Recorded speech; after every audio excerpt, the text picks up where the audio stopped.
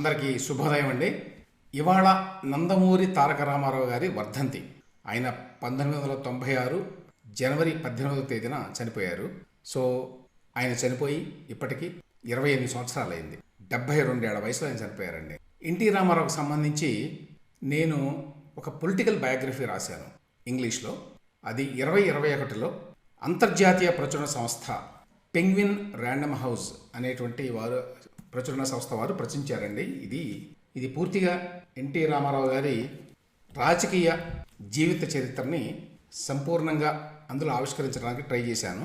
ఇది తెలుగులో రాయలేదు. యాక్చువల్గా ఇంకా తెలుగులో అనువదించాల్సిన అవసరం ఉంది, కానీ ఇంకా చేయలేదు. నేను ఇంగ్లీష్లో ఎందుకు రాశాను అంటే, సరే తెలుగులో రకరకాల పుస్తకాలు వస్తుంటాయి, కానీ ఒక అథెంటిక్గా ఉండేది, ఒక లోతైన అధ్యయనం చేసి రాసేటువంటి పుస్తకం ఇంగ్లీష్లో ఉంటే బాగుంటుంది. ఎందుకంటే సరే తెలుగు వాళ్ళకి ఎట్లాగో తెలుసు ఎన్టీ రామారావు గారి గురించి, వేరే రాష్ట్రాల వాళ్ళకి లేకపోతే అంతర్జాతీయంగా కూడా భారతదేశంలో ఆయన ఆ కాలంలో పోషించిన పాత్ర ఎటువంటిది, రాజకీయాల్లో, సినిమా రంగం వేరు మళ్ళీ. సో ఆ విషయాల గురించి నేను లోతుగా రీసెర్చ్ చేసి రాశాను ఆ పుస్తకం. దీని పేరు maverick messiah, a political biography of NT Rama Rao. ఇది యాక్చువల్గా 2021లో హార్డ్ కాపీ వచ్చిందండి. మొత్తం ప్రపంచవ్యాప్తంగా కూడా రిలీజ్ అయింది. సో ఈ హార్డ్ కాపీ అంటే హార్డ్ బ్యాక్ అంటారు దీన్ని. హార్డ్ బ్యాక్ అంటే గట్టిగా ఉండేటువంటి అట్ట అనమాట. ఈ పుస్తకం అయిపోయింది యాక్చువల్గా. దీని తర్వాత పేపర్ బ్యాక్ అంటారు, మామూలు పేపర్తో వేసేది. ఆ పుస్తకం ఇప్పుడు అందుబాటులో ఉంది, అమెజాన్లో అన్ని చోట్ల దొరుకుతుంది. అది అంతర్జాతీయంగా కూడా అన్ని దేశాల్లోనూ దొరుకుతుంది. ఈ పుస్తకంలో నేను ఎన్టీ రామారావు గారి మరణం గురించి కూడా రాశానండి. 5th చాప్టర్లో ఆయన చివరి దశ, ఏ రకంగా ఏ సందర్భంలో ఏ నేపథ్యంలో ఆయన చనిపోయారు అనే విషయాలు. అందులో 1-2 విషయాలు మీతో పంచుకుంటాను ఇప్పుడు. నేను ఇంతకుముందు చెప్పినట్టు ఆయన జనవరి 18న చనిపోయారంటే యాక్చువల్గా వేకుంజామున చనిపోయారండి. జనవరి 17 అర్ధరాత్రి తర్వాత జరిగింది. అయితే అంతకుముందు నేను అప్పట్లో డెక్కన్ క్రానికల్ అనే పత్రికలో పనిచేసేవాడిని విలేకరిగా. సో ఆ పత్రిక తరఫున నేను అప్పట్లో తెలుగుదేశం పార్టీ చీలిపోయిన తర్వాత ఎన్టీ రామారావు గారి పార్టీ పేరు ఎన్టీఆర్ తెలుగుదేశం పార్టీ. అప్పుడు చంద్రబాబు నాయుడు గారు ముఖ్యమంత్రి అయ్యారు, తెలుగుదేశం పార్టీ ఆయన చేతుల్లోకి వెళ్ళింది.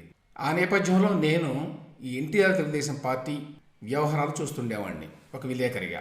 సో రోజు వెళ్తుండేవాడిని ఆయన ఇంటికి. అప్పట్లో ఆయన ఇల్లు అప్పట్లో బంజారా హిల్స్ రోడ్ నెంబర్ 13లో ఉండేదండి. చాలామందికి తెలిసే ఉంటుంది. ఆ తర్వాత ఆ ఇంట్లో కొంతకాలం పాటు లక్ష్మీపార్వతి గారు ఉన్నారు ఆయన చనిపోయిన తర్వాత కూడా. అది ఆయన చిన్న కుమార్తెది ఆ ఇల్లు. యాక్చువల్గా ఆ స్థలంలో ఆయన చివరిలో కట్టుకున్నారు ఉండటానికి. తర్వాత మళ్ళీ ఆవిడకే వెళ్ళిపోయింది అనుకోండి. ఆ తర్వాత వాళ్ళు దాన్ని అమ్మేసినట్టున్నారు. వేరే వాళ్ళు ఇప్పుడు అక్కడ ఫ్లాట్స్ కట్టారు ఆ రోడ్ నెంబర్ 13లో. సో ఆ ఇంటికి నేను తరచూ వెళ్తుండేవాడిని. చాలామంది రిపోర్టర్లు నాతోటి వస్తుండేవాళ్ళు, మీరు తెలుగు పేపర్ల రిపోర్టర్లు, ఇంగ్లీష్ పేపర్ల రిపోర్టర్లు. ఆ నేపథ్యంలో నాకు కొంత సాన్నిహిత్యం ఏర్పడింది ఎన్టీ రామారావు గారితో, రోజు వెళ్తూ మాట్లాడుతూ ఉండటం వల్ల. అప్పుడు ఆయన ఏంటంటే, మరి చంద్రబాబు నాయుడు గారు అటు పార్టీని ఇటు పదవిని కూడా తీసుకున్నారు. మళ్ళీ నేను నా ఓనర్షిప్ని పార్టీకి ప్రూవ్ చేసుకోవాలి, ప్రజల్లో నాకున్న పలుకుబడిని ప్రూవ్ చేసుకోవాలి అనేటువంటి తపనతోటి ఉండేవాళ్ళు. సో ఆ నేపథ్యంలో ఆయన ఎన్నికలు ఎప్పుడు వస్తాయి, పార్లమెంట్ ఎన్నికలు. ఎందుకంటే 95లో ఆయన 94 డిసెంబర్లో అనుకుంటా జరిగింది ఎన్నికలు. ముఖ్యమంత్రి అయినటువంటి 6 నెలలకే ఆయన దిగిపోయారు కదా. కాబట్టి మళ్ళీ ఎన్నికలు జరిగే అవకాశం లేదు అసెంబ్లీకి. కానీ పార్లమెంట్కి అప్పట్లో ఎన్నికలు జరగబోతున్నాయి. ఎందుకంటే ఆ కాలంలో వరుసగా ప్రభుత్వాలు పడిపోయినాయండి, కేంద్ర ప్రభుత్వం. సో ఆ నేపథ్యంలో పార్లమెంట్ ఎన్నికలు ఎప్పుడు జరుగుతాయి, ఎప్పుడు జరిగితే అప్పుడు నేను నా పార్టీ తరఫున పోటీ చేసి భారీ ఎత్తున గెలిచి ప్రజల అభిమానం నాకే ఉంది అని చెప్పి నేను ప్రూవ్ చేసుకోవాలి అని చాలా గట్టి పట్టుదలతో ఉండేవాడండి. కాబట్టి ఆయన ఎన్నికలు ఎప్పుడు జరుగుతాయి అనేటువంటి మాటలు ఎక్కువ అడుగుతూ ఉండేవాడు. ఎప్పుడు అనుకుంటున్నారు ఏమిటి అంటే, ఈయన చెనిపోయింది జనవరిలో కదా. యాక్చువల్గా అప్పుడు ఏప్రిల్లోనో మేలోనో అయినాయండి అప్పట్లో 96లో చివరికి. అయితే ఆయన చనిపోయే ముందు 2 రోజుల ముందు కూడా నాకు గుర్తున్నది, 16, 17. 17వ తేదీన నేను ఆయన్ని 2 సార్లు కలిశానండి. అంటే ఆయన ఆ అర్ధరాత్రి తర్వాత చనిపోతాడా అన్న రోజు అనమాట. ఆ రోజున మామూలుగానే వెళ్తుండేవాడని అనుకోండి. అంతకుముందు ఏమైందంటే, ఒక అంతర్జాతీయ వార్తా సంస్థ ఉన్నది, రాయిటర్స్ అని వినుంటారు. ఆ రాయిటర్స్ సంస్థ నుంచి, అమెరికా నుంచి ఒక రిపోర్టర్ వచ్చి హైదరాబాద్ వచ్చి ఆయన ఎన్టీఆర్ గారితో మాట్లాడాలి అనుకున్నారు. సో నేను అప్పుడు క్రానిక్లో ఉండటము, తర్వాత ఎక్కువగా ఎన్టీ రామారావు పార్టీ వ్యవహారాలు చూడటము వల్ల అప్పుడు డెక్కన్ క్రానికల్లో బ్యూరో చీఫ్గా ఉన్నటువంటి సయ్యద్ అమీన్ జాఫ్రీ గారు, ఆయన ఆ తర్వాత మరి ఎంఐఎం ఎమ్మెల్సీగా ఉన్నారండి 2 సార్లు. ఆ తర్వాత అనేక పత్రికల్లో పనిచేశాడు. ఆయన అంతర్జాతీయ పత్రికల్లో కూడా పనిచేశాడు. అంటే రాయిటర్స్, ఏపీ లాంటి వాటికి కూడా ఎప్పటి నుంచో స్ట్రింగర్గా ఉండేవాడు ఆయన, ఉమ్మడి రాష్ట్రంలో హైదరాబాద్ నుంచి. సయ్యద్ అమీన్ జాఫ్రీ ఇక్కడ హైదరాబాద్లో ఓల్డ్ సిటీకి చెందినవారు. ఆయనకి తెలుగు మాట్లాడడం రాదు, కానీ తెలుగు చదవగలిగిన వ్యక్తి. తర్వాత తెలుగు రాష్ట్రం గురించి, అప్పటి ఉమ్మడి రాష్ట్రం గురించి అన్ని అంశాలు బాగా క్షుణ్ణంగా తెలిసిన వ్యక్తి సయ్యద్ అమీన్ జాఫ్రీ. ఆయన్ని కాంటాక్ట్ చేస్తే ఆయన నా పేరు చెప్పారు. నా పేరు చెప్పి నన్ను కూడా రిక్వెస్ట్ చేశారు, కొంచెం ఆ రైటర్స్ విలేకరు వస్తాడు, కొంచెం హెల్ప్ చేసి ఆయనకి అపాయింట్మెంట్ ఇప్పించండి ఎన్టీ రామారావు గారు. సో నేను ఎన్టీ రామారావు గారిని అడిగితే ఆయన 17వ తేదీ ఉదయం 7 గంటలకు రమ్మన్నారండి. సో ఆ విలేకరి పేరు ఇప్పుడు నాకు గుర్తులేదు, నా పుస్తకంలో కూడా రాశాను కానీ పేరు గుర్తులేదు నాకు. ఆయన అప్పుడు కృష్ణా ఓబ్రాయ్ అని ఉండేది హోటల్, ఇప్పటికి కూడా ఉన్నది, దాని పేరు మారింది ఇప్పుడు, బంజారా హిల్స్లో. ఆ కృష్ణా ఓబ్రాయ్లో ఉన్నాడు, అక్కడి నుంచి దగ్గరే. కాబట్టి నేను ఆయన్ని తీసుకొని కృష్ణా ఓబ్రాయ్ నుంచి అప్పట్లో బైక్ ఉండేది నాకు, ఆ బైక్ మీద ఆయన్ని తీసుకెళ్ళాను, చాలా దగ్గరే, రోడ్ నెంబర్ 13. సో వెళ్ళేసరికి ఆయన ఫ్రెష్గా మామూలుగానే ఎప్పుడు ఉదయాన్నే రెడీగా ఉంటారు, 6 గంటలకే రెడీగా ఉంటారు ఎన్టీఆర్ గారు, ఎందుకంటే చాలా ఉదయాన్నే లేస్తాడు కాబట్టి. ఆయన ఫ్రెష్గా ఉన్నాడు, చాలా బ్రహ్మాండంగా మాట్లాడాడు. అప్పట్లో అందరికీ తెలిసినవే చంద్రబాబు నాయుడు గారి గురించి, ఆయన ఏ విధంగా తనకు ద్రోహం తలపెట్టాడని చెప్పి దాని గురించి ఎక్కువగా మాట్లాడాడు. ఆ మాట్లాడుతూ ఒక మాట కూడా అన్నాడు, ఏంటంటే ఈ లోక్సభ ఎన్నికల్లో పోటీ చేస్తాను అని. యాక్చువల్గా ఆ ఇంటర్వ్యూకి వెళ్ళే ముందు ఆ రైటర్స్ విలేకరు నన్ను అడిగాడు, ఏమేమి ప్రశ్నలు అడగొచ్చండి అన్నట్టుగా. అడిగితే నేను ఈయన ఈసారి లోక్సభ ఎన్నికల్లో పోటీ చేస్తానని చెప్పి నాకు చెప్పాడు, కానీ అది ఇంకా బయటికి ఎక్కడికి రాలేదు, మీరు అడగండి ఆ మాట. ఎందుకంటే లోక్సభ ఎన్నికల్లో పోటీ చేసి కేంద్రంలో కూడా తన ప్రభావాన్ని అప్పుడు చూపించాలనుకున్నాడు. ఎందుకంటే రాష్ట్రంలో ఎన్నికలు లేవు, లోక్సభకి ఎన్నికైతే అప్పట్లో ఏ పార్టీ కూడా పూర్తి మెజారిటీ రావడం లేదు. 96 ప్రాంతాలు అందరికీ తెలుసు, 2-3 కోయిలేషన్ గవర్నమెంట్స్ వచ్చి పడిపోయినాయి, వాజ్పేయి గారి గవర్నమెంట్. సో ఆ నేపథ్యంలో అనమాట, ఆ నేపథ్యంలో లోక్సభకి పోటీ చేయాలని చెప్పి ఆయన అనుకుంటున్నారు, మీరు అడగండి అంటే ఆయన అడిగారు. నేను పోటీ చేస్తున్నాను ఈసారి, నా సత్తా ఏంటో చూపిస్తానని చెప్పి మాట్లాడారు. సో ఎట్లాగో ఆయన బయటికి చెప్పేశారు కదా, అంతకుముందు నాకు చెప్పారు, కానీ అప్పుడు నేను రాస్తాను అంటే మీరు లోక్సభకి పోటీ చేయబోతున్నారు అని చెప్పి నేను రాస్తానంటే, ఇప్పుడు కాదండి బ్రదర్, కొన్నాళ్ళు ఆగండి అన్నారు ఆయన. సో రాయలేదు నేను. సో ఆయన చెప్పారు కదా అని చెప్పి ఆ రోజు నేను ఆఫీస్కి వెళ్ళి యాక్చువల్గా రాశాను ఆ వార్త డెక్కన్ క్రానికల్లో. ఆ వార్త ఆయన చనిపోయిన రోజున వచ్చిందండి. ఏమిటంటే ఎన్టీ రామారావు గారు లోక్సభకు పోటీ చేస్తారు అనేది బేసికల్లీ ఆ వార్త హెడ్లైన్. ఆ రోజు ఆయన రైటర్స్ విలేకరు కూడా వెళ్ళి ఆయన రాశారు ఒక పెద్ద వార్త, చంద్రబాబు నాయుడు గారిని ఔరంగజేబ్తో పోలిస్తూ ఇట్లా మాట్లాడినవన్నీ చాలా, తర్వాత నేను లోక్సభలో పోటీ చేస్తాను, సత్తా ఏంటో చూపిస్తాను, ఇట్లాంటివన్నీ కూడా. అది కూడా జనవరి 18వ తేదీనే వచ్చింది, ప్రపంచవ్యాప్తంగా ఆ వార్త రిలీజ్ అయింది రైటర్స్ నుంచి. అయితే అదే రోజున సాయంత్రం 3 గంటల ప్రాంతంలో అనుకుంటాను ఎన్టీ రామారావు గారు ప్రెస్ మీట్ పెట్టారు. ఆయన ప్రెస్ మీట్ పెడితే భారీ ఎత్తున అందరూ వచ్చేవారు, అన్ని తెలుగు ఇంగ్లీష్ పత్రికల వాళ్ళందరూ కూడా, అప్పట్లో టీవీలు లేవు. సో ఆయన ప్రెస్ మీట్ పెట్టినప్పుడు కూడా మధ్యాహ్నం 3 గంటలకి చాలా ఫ్రెష్గా, చాలా బ్రహ్మాండంగా ఉన్నారండి. దగదగలాడుతూ ఉన్నారు, మెరిచిపోతూ ఉన్నారు. మంచి ధోవతి, సిల్క్ ధోవతి ఇవన్నీ వేసుకున్నారు, చాలా చాలా బాగున్నారు అనిపించింది మనిషి. అందరూ అనుకున్నారు కూడా ఆయన మెరిచిపోతున్నాడు చాలా అని.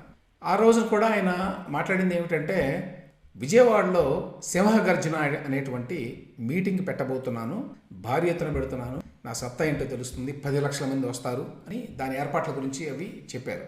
ఆ తర్వాత ఒకళ్ళిద్దరికి ఇంటర్వ్యూ కూడా ఇచ్చినట్టు గుర్తు నాకు, ఇంగ్లీష్ పత్రికల వాళ్ళు. ఆ తర్వాత ఒక 10 నిమిషాల సేపు ఆయనతో మాట్లాడారు కూడా. ఆ తర్వాత ఈ సింహగర్జన మీటింగ్ గురించి వాళ్ళతో వీళ్ళతో మాట్లాడారు ఆయన, అన్నీ జరిగినాయి. ఆ తర్వాత అర్ధరాత్రి తర్వాత కొంచెం లేట్గానే పడుకున్నాడు. ఆ తర్వాత ఈ సింహగర్జన మీటింగ్కి సంబంధించి డబ్బు వ్యవహారాల గురించి కొంచెం మాట్లాడాడు లక్ష్మీపార్వతి గారితో. ఆ ఇబ్బందులు, డబ్బులు కూడా లేవు, ఎన్టీ రామారావు ఎప్పుడు డబ్బుతో రాజకీయం చేయలేదు కదా, కానీ పెద్ద సభ పెట్టాలంటే ఎంతో కొంత డబ్బు అవసరం, డబ్బు లేదు ఎవరి దగ్గర. అప్పట్లో ఈ దేవినేని రాజశేఖర్ ఉన్నట్టున్నాడు, ఆయన దేవినేని నెహ్రూ ఆయనతోటే ఉన్నాడు. మరి ఆయన విజయవాడ నాయకుడు కాబట్టి ఆయన ద్వారా జరుగుతున్నట్టున్నాయి ఏర్పాట్లు. సో వాళ్ళందరితో మాట్లాడి ఆయన డబ్బులకి ఇబ్బందిగా ఉంది, ఏం చేయాలి అని చెప్పి మదన పడ్డాడు అని చెప్పి లక్ష్మీపార్వతి గారు కూడా ఆవిడ బయోగ్రఫీలో, ఆవిడ రాసినటువంటి పుస్తకంలో రాశారండి. సో ఆ విధంగా మదనపడి ఆయన అర్ధరాత్రి తర్వాత వేకుంజామున లేచాడు.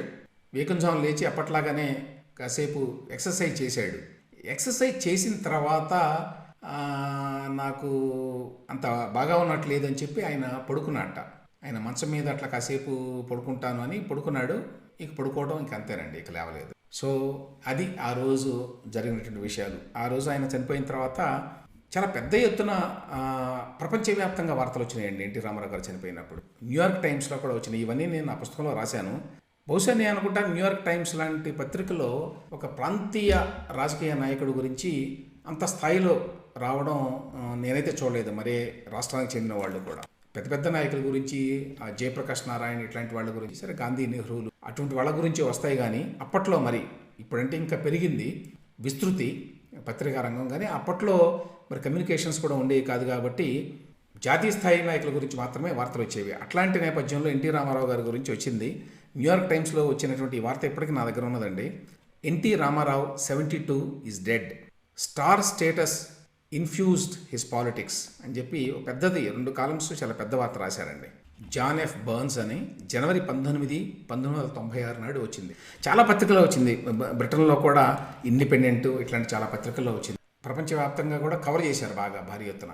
అసలు ఒక రీజనల్ లీడర్ని అంతర్జాతీయంగా అప్పట్లో టీవీలు కూడా, మనకు లేవు టీవీలు అప్పుడు, కానీ విదేశాల్లో ఉండేవి కదా, ఎస్పెషల్లీ యూరోప్లో, అమెరికాలో. సో వాళ్ళు కూడా కవర్ చేసినటువంటి వ్యక్తి ఎన్టీ రామారావు గారండి.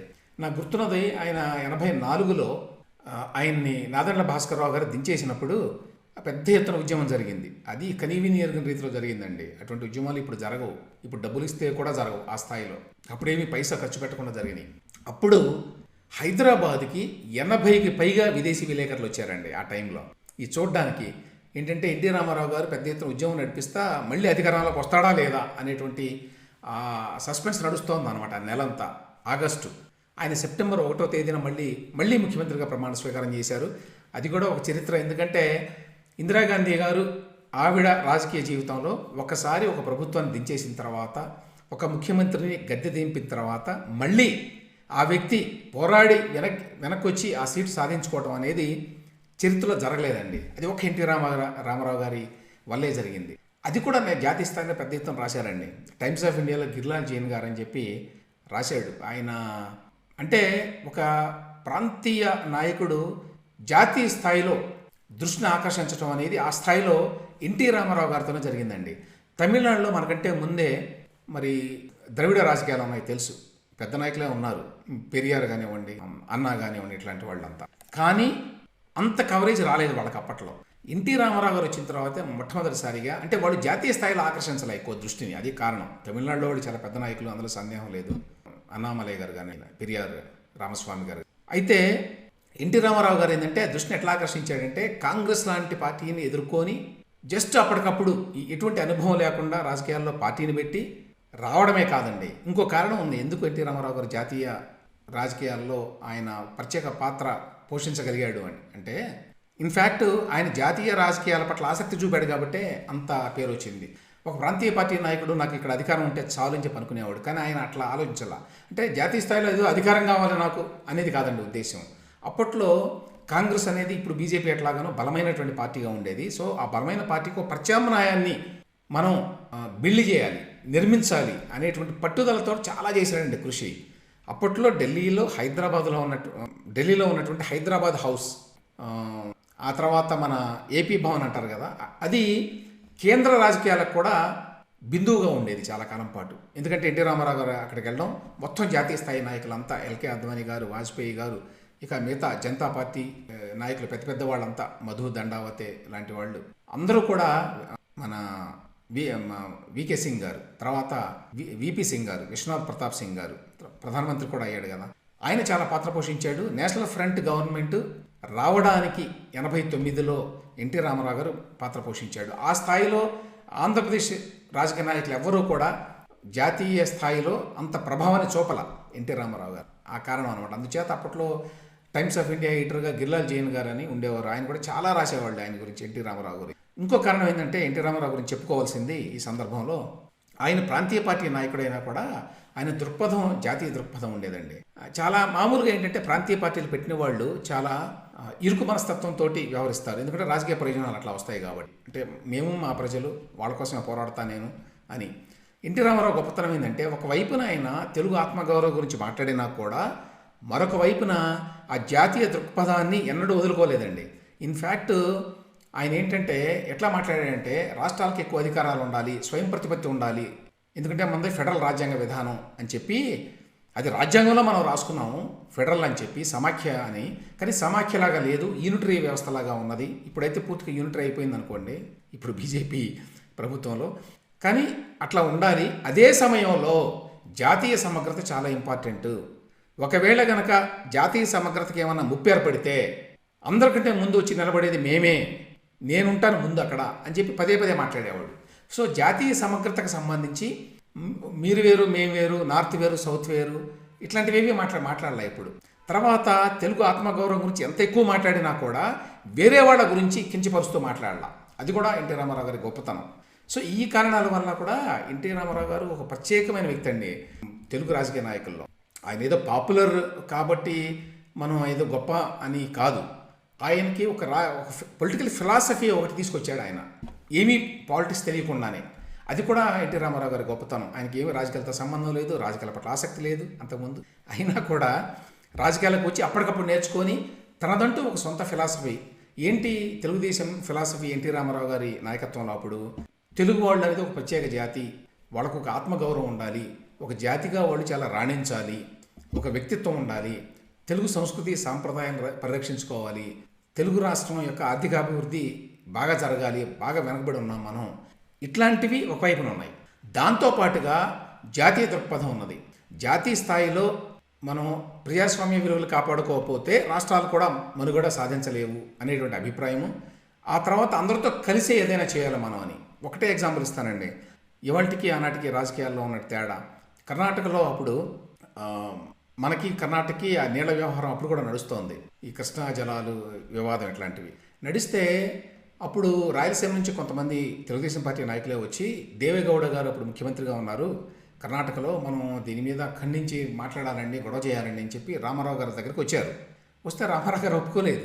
మనం కర్ణాటక అని చెప్పి తిట్టుకుంటే అట్లా చేయకూడదు, వాళ్ళు కూడా మన వాళ్లే కదా, పక్కనే ఉంటారు, మనం తిట్టుకుని సాధించేదే ఉంది, మనం దీని గురించి మాట్లాడుకుందాం, నేను మాట్లాడతాను ఆయనతోటి, దాన్ని మనం మాటల ద్వారా డైలాగ్ ద్వారా చర్చల ద్వారా పరిష్కరించుకుందాం, కానీ పక్క రాష్ట్రాల వాళ్ళని ఏదో విలన్లాగా చూపించడానికి ప్రయత్నించవద్దు అని చెప్పి చాలా స్పష్టంగా చెప్పాడు ఆయన. ఇవాళ ఆ రకమైన మనస్తత్వం ఉండదు కదండి. ఇవాళ ఏంటంటే ఏమాత్రం రాజకీయ ప్రయోజనం వచ్చినా కూడా పక్కన వాళ్ళని తిట్టేద్దాం, వాళ్ళని బూచిగా చూపించి మనం ఏదో ఇక్కడ రాజకీయ ప్రయోజనం పొందుదాం అనేటువంటి వైఖరి. చివరిగా ఒక మాట ఏం చెప్పాలంటే, ఎన్టీ రామారావు గారు నేను ఇంతకుముందు చెప్పినట్టు లోక్సభ ఎన్నికల్లో పోటీ చేద్దామని అనుకున్నాడని చెప్పాను కదా 96లో ఏమైందంటే మళ్ళీ ఏ పార్టీకి మెజారిటీ రాలేదండి. రాకపోవడం చేత దేవేగౌడ గారు ప్రధానమంత్రి అయ్యారు. అప్పుడు గుజరాల్ గారు తర్వాత మళ్ళీ ప్రధానమంత్రి అయ్యారు. ఆ టైంలో ఎన్టీ రామారావు గారు కనుక బ్రతికి ఉంటే ఆయన ఖచ్చితంగా ప్రధానమంత్రి అవ్వడానికి అవకాశాలు ఉండేవి. ఎందుకంటే ఆయన అప్పట్లో ఉన్న నాయకుల్లో చాలా పెద్ద తలకాయ కింద లెక్క. మీరు చూస్తే ఆ రోజున నేషనల్ ఫ్రంట్ సమావేశాలు కానివ్వండి, ఇవన్నీ కూడా ఆయన అధ్యక్షుడు నేషనల్ ఫ్రంట్కి, ఆయన ఆధ్వర్యంలో జరిగేవి. హైదరాబాద్లో జరిగేవి. హైదరాబాద్ వచ్చేవారు అందరూ. ఆయన ఢిల్లీ వెళితే ఆంధ్రప్రదేశ్ భవన్కి వచ్చేవారు అందరూ. ఆ స్థాయిలో ఆయనకి ఆ గౌరవం అవన్నీ ఉన్నాయండి. అటు ఆ కాలంలో ఏంటంటే అటు జనతా పార్టీ మిగతావి తో పాటు ఇటువైపు సిపిఐ సిపిఎం కూడా ఎన్టీ రామారావు గారితోనే ఉండేవి. అది విశేషం. అప్పుడు బీజేపీ కూడా ఉండేది అటువైపు.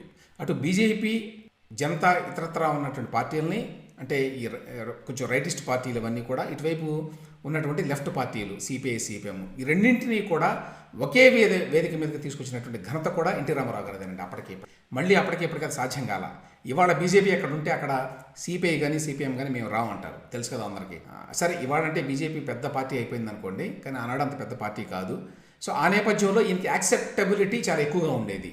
కాబట్టి దేవేగౌడ స్థానంలో ఎన్టీ రామారావు గారు ఆ రోజున ప్రధానమంత్రి అవ్వడానికి పూర్తిగా అవకాశాలు ఉండేవి. ఆయన త్వరగా చనిపోవడం వల్ల జనవరిలోనే ఇంకొక 5-6 నెలలు బ్రతికుంటే బహుశా ఆయన ఖచ్చితంగా ప్రధానమంత్రి అవ్వడానికి అవకాశాలు ఉన్నాయి అనేది చాలా మందికి ఉన్న భావన అండి.